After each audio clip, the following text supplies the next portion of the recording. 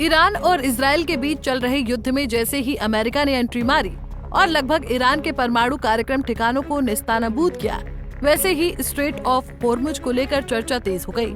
पहले ये बात सामने निकल कर आई कि ईरान अब होर्मुज जलडमरू मध्य को बंद कर सकता है, लेकिन बीती 22 जून की शाम होते होते ये क्लियर हो गया कि finally Iran straight of Hormuz को बंद करने जा रहा है, जिसके बाद से अब मिडिल ईस्ट में संघर्ष बढ़ने की उम्मीद बहुत ज्यादा बढ़ गई है।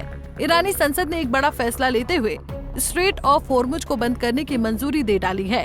ईरान की सरकारी मीडिया ने जानकारी दी कि ईरानी संसद की नेशनल सिक्योरिटी काउंसिल के सदस्य मेजर जनरल कोवसारी ने कहा कि ईरान के शीर्ष सुरक्षा प्राधिकरण सुप्रीम नेशनल सिक्योरिटी काउंसिल को इस निर्णय को अंतिम रूप देना आवश्यक है। अब आप सोच रहे होंगे कि होर्मुज खाड़ी आखिर है क्या, तो चलिए इसके बारे में विस्तार से जानते हैं। होर्मुज जलडमरू मध्य एक महत्वपूर्ण जल मार्ग है जो मध्य पूर्व में स्थित है और ये फारस की खाड़ी को ओमान की खाड़ी और अरब सागर से जोड़ता है। ये जलडमरू मध्य ईरान और ओमान के बीच स्थित है। ये सऊदी अरब, संयुक्त अरब अमीरात, इराक और कुवैत जैसे खाड़ी के तेल और गैस उत्पादक देशों के लिए प्राथमिक निर्यात मार्ग के रूप में काम करता है और इसकी चौड़ाई लगभग 21 मील यानी 34 किलोमीटर है।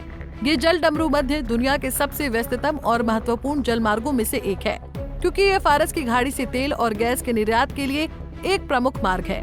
होर्मुज जलडमरू मध्य के माध्यम से दुनिया के लगभग 20% यानी लगभग 18 मिलियन बैरल तेल की आपूर्ति होती है, जो इसे वैश्विक ऊर्जा सुरक्षा के लिए एक महत्वपूर्ण बिंदु बनाता है।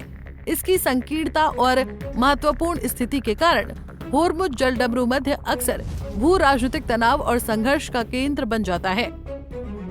ईरान इजरायल के युद्ध में अमेरिका के बीच में कूदने से अब स्ट्रेट ऑफ होर्मुज में मानो अफरा तफरी का माहौल नजर आ रहा है। ईरान के बंद कमरे वाले बयान ने आसपास के कई देशों में तेज हलचल को जन्म दिया है, क्योंकि ये जलमार्ग वैश्विक कारोबार के दृष्टिकोण से बेहद अहम माना जाता है। ईरान के स्ट्रेट ऑफ होर्मुज से वैश्विक तेल निर्यात का कार्य एक बड़े पैमाने पर जुड़ा हुआ है।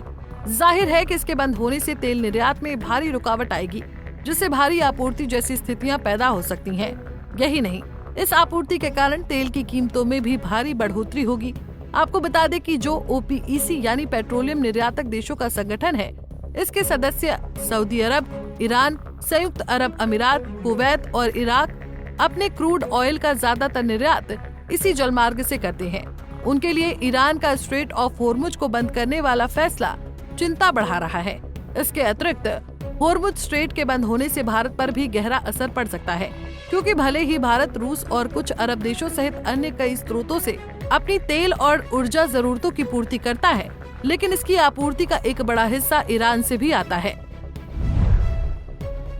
भारत दुनिया का तीसरा सबसे बड़ा तेल आयातक और चौथा बड़ा गैस खरीदार है।